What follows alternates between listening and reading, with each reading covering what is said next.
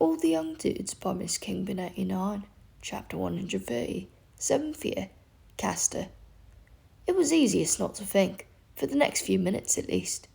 Remus did not slow down, or tire as quickly as usual. Even his hip had stopped hurting. Despite the wheedling guilt he had to keep at bay, he had not felt so good in months. The scent grew stronger as the woods grew thicker, and a shade of darkness fell, casting strange shadows which seemed to move in the corners of Remus's eyes. He didn't think. It was too late to think. He was too far gone. Bloody hell, a voice in his head popped out of nowhere. When you go for it, you really go for it, don't you, sweetheart? Grant. Remus didn't want to do this now. Shut up, he rolled his brain. Oh, charming, Grant's voice cackled. Here I am, only trying to help. Don't I always try to help? I don't need help. If you didn't, I wouldn't be here, Grant's voice countered. I could be someone else if you prefer. Lots of sensible people to choose from. I've got Ferox here. Want to chat with him? Or Lily, though she's a bit whiny, if you ask me. Dumbledore? Nah, bit of a prick. Ooh, how about your posh boy? Moony. Shut up, Remus repeated, walking faster, breathing harder. Yeah, Grant's voice agreed slyly. I can see why you wouldn't want to talk to him after what you've just done. I had to, Remus insisted. None of you would understand. Well, they won't now, you lunatic. Remus ignored the voice. There was no time for this. He would just have to deal with the consequences later. He knew there was no coming back from it now. Not really. Hope you like the woods, Remus, Grant was whispering now. 'Cause no one's going to want you back in civilization after that mess. Shut up, shut up, shut up! Remus raged inside his head, like a mad person, like someone deranged. Perhaps it had been a mistake to go alone. Perhaps he really had lost it, and his friends were only trying to keep him safe. No, he caught the scent again, and it stirred up his insides so much that he felt as though he was being propelled by it, dragged forward, unable to resist. It was a feeling he had only ever associated with transformation before, and he had no more control over it in his human form than the wolf did. It was him, the other wolf, somewhere out there. Remus had to find him, or else... Well, he wasn't sure, but it wasn't even worth considering. Something moved, just ahead, and Remus froze. The different scents of the forest began to pile up. He had to concentrate to identify and categorize each one. There was magic, and there was a different kind. It wasn't the wolf. It was female, or feminine at least, not lupine at all. He walked towards it, confused. It was very close, but he couldn't see anything. He found himself in a grove of silver birches, spindly, ghostly white trees with papery bark that glowed in the darkness of the woods. The scent was strong, but still nothing, and he had lost the wolf's trail. Impatient, Remus pulled out his wand and cast a revealing spell. Apparicium! His wand seemed to jump in his hand. The force of the magic was so strong. An anguished wail filled the air, and the tree closest to Remus was no longer a tree, but a young woman, a dryad. She was beautiful, in her own way. Slender and tall as the tree she guarded, her skin as white as the silver bark, and her hair rustled with brittle wintry leaves. She rounded on him, baring sharp yellow teeth, and he staggered back, shocked and amazed. Go away, nasty thing, she hissed, eyes narrowing. They were the colour of new spring leaves, unnaturally bright and fierce. I dealt with the other, I'll deal with you too. Which other? The other half-beast, she glowered. The dryad was at least a head taller than him, and advanced at a steady pace, roots unfurling from the soles of her feet and winding towards him. As dreadful and fearsome as she was, Remus had to stay focused on his goal. I'm looking for him. The other. I mean you no harm. Or your... trees? Wizards do not belong here, she continued to scowl. Even half-beast wizards. Get out. I will, as soon as I've... Nasty, cruel, wicked creatures. Foul, unnatural, don't belong, too dangerous. It's not a full moon, he insisted. I'm not going to transform, I swear. Not wolf, she rasped, very close to him now, Ivy and Nels winding their way towards him, covering his shoes. Wizard. Wolf is welcome. Wolf is natural. Oh. Remus didn't have a response to that, and the vines were tickling his ankles now, stinging him as they tightened. He still had his wand. He still had every curse he'd spent the last 2 weeks practicing, but now that the time had come to use them, Remus's conscience pricked. The dryad was only doing what she was supposed to do, guarding her trees. Please, Remus said, holding up his hands, hoping he looked differential. I promise I won't hurt you, or anyone. I just need to find the other wolf. Then I'll go, I really will. Lying, false-tongued, dirty, I swear. And the little one? What? Who? Close up, he could see that her face was not smooth, like human skin, but finely lined and cracking, like bark, coal-black beneath the tissue-thin outer layer. She gave another harsh wail and raised her hand. Remus flinched, but she didn't touch him. Instead, there was a violent shaking inside of his robe pocket, and Wormtail came flying out, flailing to the mulchy ground below with a soft pat. Shit, Remus thought. Bloody Peter! The dryad raised her arm again, and Peter transformed into his human shape, trembling and cowering on the ground. Please, please don't hurt me, he whimpered, covering his face. Remus stepped in front of him, quickly. Of all the people to have at your side in a situation like this. Liar, the dryad hissed again, triumphantly, leafy hair bristling. Deceitful, filthy wizards. She was raising both arms now, and her eyes had darkened to the colour of pine needles. Remus was now completely sure that she meant them Sirius arm. Every one of her pointed little teeth was showing. He couldn't disarm her. She didn't have a wand. He wasn't even sure if the usual defensive spells would work on her. Remus just decided to use a knockback jinx to buy himself some time when... Confrigo! Peter squeaked from behind him, pointing his stubby little wand over Remus's shoulder. Oh, Jesus Christ, Remus thought, as he ducked reflexively. Fortunately, Peter was either so frightened, or just inept, that the blasting curse didn't have its usual devastating effect. Still, it was enough to cause some serious damage to the trees behind the dryad, setting a few leaves on fire. She screamed, a heart-wrenching, painful screech, and turned immediately to tend to the smoking branches. Peter and Remus took their chance and ran, vines snapping as they tore their feet from the ground. Peter followed Remus, but neither of them were especially fast runners, and by the time they judged it safe to stop, they were both wheezing heavily.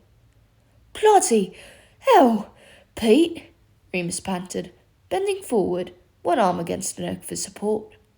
I didn't know what to do, Peter replied, red-faced, pale hair plastered to his forehead. Let's go back, Remus, please. He looked around, anxiously. They were even deeper in the woods now, and other than their own laboured breathing, it was deathly quiet. Still, Remus shook his head, straightening up. No, he said. I have to find them. She hurt him. So what? Peter replied, indignant. We're not supposed to be here. Look, I'm sorry you got caught up in this, Remus frowned, impatiently. Now that they weren't in immediate danger, his desire to hunt the other wolf down had returned. He could smell blood, he was sure of it. But I have to. You can go back, if you want. Go and find the others. Peter looked behind him, then back at Remus, his eyes big and shimmering. On my own? The tremor in his voice was palpable, and Remus suddenly wanted him gone more than anything in the world, in case the terror was catching. I'll give you my watch, so you don't get lost, Remus offered. No, Peter stiffened his lips. I'll come with you. Pete's heartbeat was almost deafening, and Remus was starting to feel sorry for him. It's okay, he whispered. If something happens, you can just transform back and go and tell the others, can't you? You'll know the way better, as a rat. I won't leave you, Remus, Peter whispered, shakily. I can be brave. I know I can. Remus squeezed his shoulder. Fine, this way. Keep as quiet as you can. The dryad had not come after them, thank goodness. Remus couldn't remember everything about tree guardians, but he was fairly sure they couldn't leave their groves. Or maybe that was naiads. He couldn't remember the difference. But it didn't matter now. He'd picked up the scent properly. A mouth-watering, rich iron tang that made his stomach growl shamefully. They were still days out from the full moon, but that didn't seem to matter to the wolf inside Remus, who was scaling the walls of its prison, howling for freedom. It's close, Remus whispered to Peter as they pressed through the heavy thicket, probably announcing their arrival to every creature nearby. There was another heartbeat, not very far away, and that sounded frightened too. A few steps more, and Remus could hear laboured breathing, like someone who had been struggling for a while now and was beginning to tire.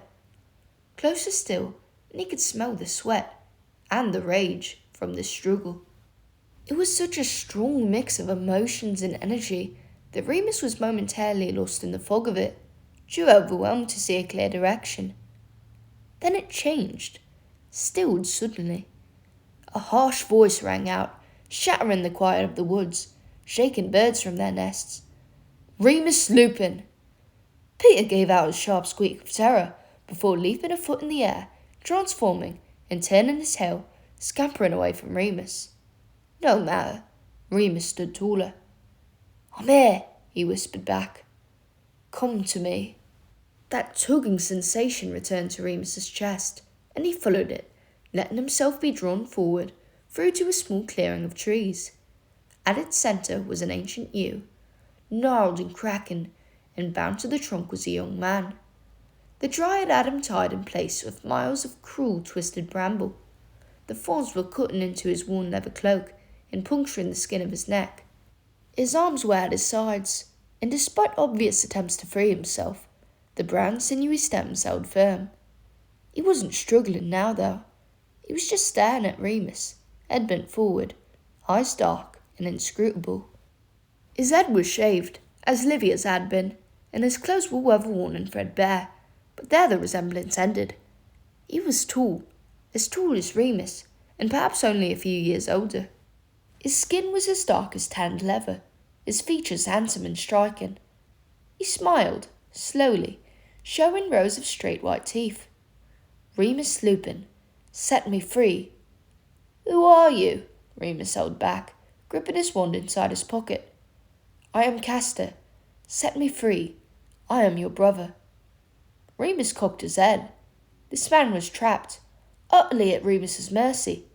He felt his courage returning. My brother, are you? Greyback send you? Yes. Well, Remus leaned against the nearest tree and folded his arms. You're going to have to give me a decent reason to set you free then, aren't you? Kester roared furiously, fighting against his bonds once more, tearing his clothes and driving thorns deeper into his neck. He was clearly very strong, with a broad build, thick biceps flexing against the vines. Oh dear, Remus tutted conversationally. Looks like you're not going anywhere without me.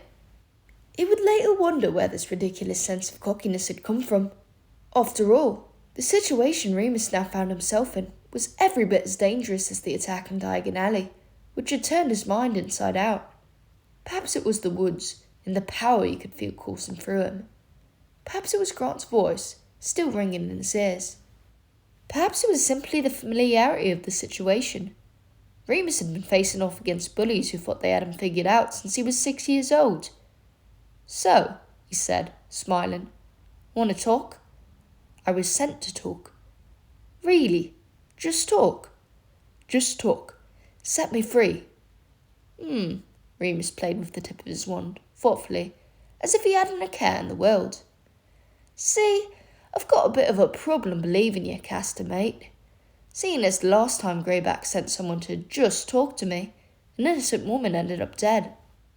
My father recognises his mistake in sending Livia, the werewolf said, earnestly. He'd calmed down a bit now, and was clearly watching Remus to see where this was going. So this time he has sent me.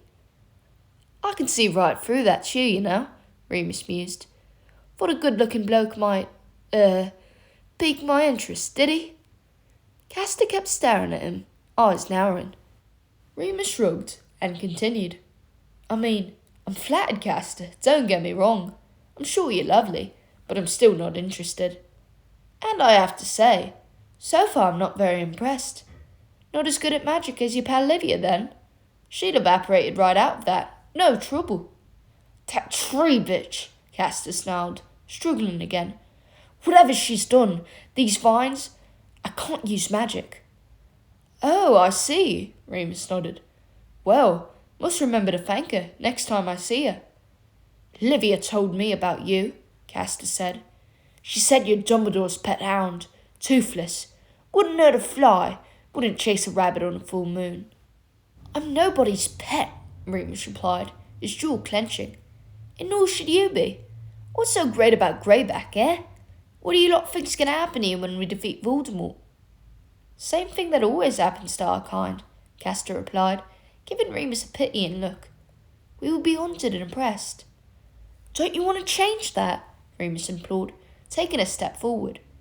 Don't you have a family in the real world? Don't you want a family one day? We are a pack. We are everything. Remus sighed. You don't understand. He's lying to you. I know there's a way to make things better, to really change the way we're treated, but it can't be like this. Don't you see? Kester sneered at him disdainfully. Just as Livia said, toothless. Told father you weren't ready. Told him it was too soon. Too soon for what? For the big night, of course. Kester was smiling again, a sinister grin which made Remus feel queasy. The werewolf continued, recognising Remus's uncertainty. On the night of the next moon, the pack will be on the hunt. It will be a hunt such that the world has not seen since the Dark Ages. Why are you telling me this? There was a quaver on Remus's voice now, as much as he tried to disguise it. You know I'm going straight to Dumbledore. Kester laughed, a breathless, hollow sound coming deep from in his chest. Perfect. Crack! Remus winced as the air around them shimmered slightly, and he staggered back from the figure who had appeared between them and the clearing. She hissed, low under her breath, steely eyes flicking from Remus to Kester. Livia. Sister, Casper rasped, straining for freedom once more. Release me. You have failed our father, she replied. Punishment awaits. No, Casper protested. It was the dryad. I could not. Livia raised a hand, and Kester was silenced, unable to move or make a sound. Remus's insides froze as she turned on him. Hello, my love. Are you ready? Remus pulled his wand out and pointed it at her, assuming a dueling stance and rooting himself to the ground. She would not hold him this time. This time, he knew what to expect. I'm not going anywhere, Livia. There isn't time for this. The moon approaches, she tutted, walking towards him, as ragged and filthy and wild as he remembered her. Drop that silly stick. She raised her hand and twisted it mid-air, as if she was turning a doorknob. Remus felt the strength of it, prying his fingers apart, his wand burning in his hand, but this time he did not drop it. He clenched his teeth and gathered every ounce of magic in the woods around him. No. Remus Lupin, she growled, you will come with us. She raised both her arms now and flicked her fingers so that they fanned out from her palms. The trees surrounding Remus caught light in an instant, from trunk to branches, blazing columns of fire roaring around him. He was terrified, but he was not letting go. No, he repeated, stepping backwards, slowly. He would run, if he had to. Let the dryads deal with them. Let the centaurs do it, come to that. You didn't just show up in a forest like this and start burning it down. Livia snapped her fingers then, and at once Kester was freed from his bondage, gasping and snarling. He joined his packmate, and now there were two of them, their eyes glowing like hot coals, reflecting back on the flames surrounding them. The time has come, Remus Lupin, they said, in unison, as black smoke began to fill the air, the scent of sap and pine fizzling around them. No, he said again, though he could see no way out now. Morteo, he shouted, aiming his wand at them as he backed away. Kester recoiled, growling, but Livia laughed throatily and waved her hand again, dismissing the curse as if it was no more than a cobweb. This was it. They were going to take him, God knows where, and make him one of them. He would never see his friends again, never see Sirius again. He had been such an idiot, forcing them to stay behind. Now there was nobody left to protect him. "There's you." Remus didn't recognize this voice. It wasn't Grant, or anyone he'd spoken to before. But maybe it was right. There was a spell he hadn't considered, simply because he had never mastered it properly. But he was in dire straits now, and he had more power than ever before at his disposal. As bright embers and burning leaves rained down on the three of them, Remus gathered all of his resources, his strength and his rage, and every joy in his heart. He would have to be ready to run as soon as the incantation was spoken. If it failed, he would have no time at all to make his escape. He breathed in, carefully, and just before he cast his spell, recalled Sirius's eyes, and Sirius's mouth, and Sirius grinning. "I'm mental about you." "Expecto Patronum!" He practically screamed it, extending his arm, directing his wand as an enormous silver animal burst forth, leaping towards Livia and Kester, huge jaws wide, claws bared. In the split second before he began to run, Remus saw them both cover their eyes and turn to run in the opposite direction as the great beast lunged at them. But there wasn't any time to stay and enjoy his success, so he didn't. He ran again, for the edge of the woods, back to Hogsmeade and the Wizarding World and his friends. Remus ran so hard that his legs were burning, and the pain in his hip was like a spear in his side. But he did not stop, lungs full of wood smoke and eyes watering. He just kept going until the trees began to thin, and the light grew stronger. Peter and Sirius were still there. Sirius was pacing erratically back and forth on the footpath. Peter was sitting on the ground with his knees drawn up, staring at the woods. He looked as though he had been crying. Remus staggered into the daylight and felt ready to collapse right there. Peter stood up, wiping his eyes in disbelief, and Sirius ran towards him, and then stopped, suddenly, and was knocked back, as though he'd hit a wall. Furious, he gave out an angry grunt. Remus allowed one of the knots inside him to unravel, and the barrier was lifted. He limped towards his two friends, wheezing. "Sorry," he murmured. Much to his surprise, Sirius threw his arms around his neck and held him tightly. His heartbeat thumped against Remus's, and he hugged him back, exhausted and grateful. "We couldn't come and help," Sirius said, his voice hoarse and hollow. "Whatever you did, we couldn't follow you." "I'm sorry," Remus said again. "I'm so sorry, Remus," Peter suddenly burst out, his eyes filling with tears again. "I'm so sorry." "It's okay." Remus reached out an arm to pat his shoulder, but Sirius wouldn't let him go yet. Finally, Remus came back to his senses and gently untangled himself. "I have to see Dumbledore, right now. Where are the others?" "They had to go back," Sirius explained. "Curfew. They said they'd tell McGonagall." "Good," Remus nodded. "Come on, we have to go, now." He began to hobble towards the village. "Moony, are you okay?" Sirius hurried alongside him, an arm under his shoulder for support. "Just tired," Remus said. "You're covered in... Is that soot?" "There was a fire. Wormtail said something was summoning you. I can't explain it yet. Please don't ask me." "Fine."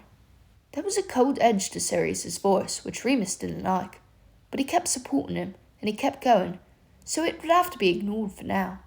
One thing at a time. McGonagall was waiting for them at the Skill gates, her arms folded, deep lines creasing her forehead. "Professor!" Remus spluttered, still coughing up smoke. "I'm sorry we missed the curfew, but I need to see the headmaster right—" "Yes, of course, Lupin. Come with me." McGonagall nodded, quickly, and took his arm from Sirius. She peered down at Sirius and Peter. "You two go to the tower and say nothing. I don't want any arguments. Do you hear me?" The two young men were so surprised by these sharp instructions that they both nodded and left immediately, Sirius throwing one glance back at Remus. He had told Dumbledore almost everything, He told him about the scent and the dryad and Kester, about the fire and the plans Greyback had for his pack in Livia. He did not mention the barrier he had somehow conjured to keep his friends back, nor did he explain that he had known how dangerous it would be, or that he ignored every ounce of good sense he had in order to pursue Kester. Dumbledore seemed very pleased, nonetheless. "Everything you have told me is immensely useful, Remus," the old man said, smiling across his desk at Remus with eyes twinkling with pride for the first time Remus could remember. "You were very brave and fulfilled your task admirably." I did? Even though I went in the Forbidden Forest? You followed your quarry, and I don't see that any harm has come to you. You are clearly a formidable wizard, like your father." Remus felt a very small twinge of pleasure at that, which put him more at ease. "This attack, though, the hunt they're planning." "Let the Order deal with that." Dumbledore shook his head, placing his hands on his desk and rising to his feet. "You have done quite enough, more than anyone could expect of a 17-year-old wizard." "Yes, but if I can—" "I'm sorry I asked this of you, Remus." Dumbledore came around his desk and placed a friendly hand on his shoulder. "I hope I will not have to ask you again." "I'm on your side," Remus replied, feeling he ought to reiterate this. "I'll do what has to be done." Dumbledore's eyes glittered with triumph, and his grip tightened on Remus's shoulder. The fire had been put out by the naiads, according to McGonagall, who walked in from Dumbledore's office to the infirmary. There had been no trace of Livia or Kester, and it was assumed they had apparated. Madame Pomfrey tutted over him, cleaned off the soot, and administered a pain-killing draught.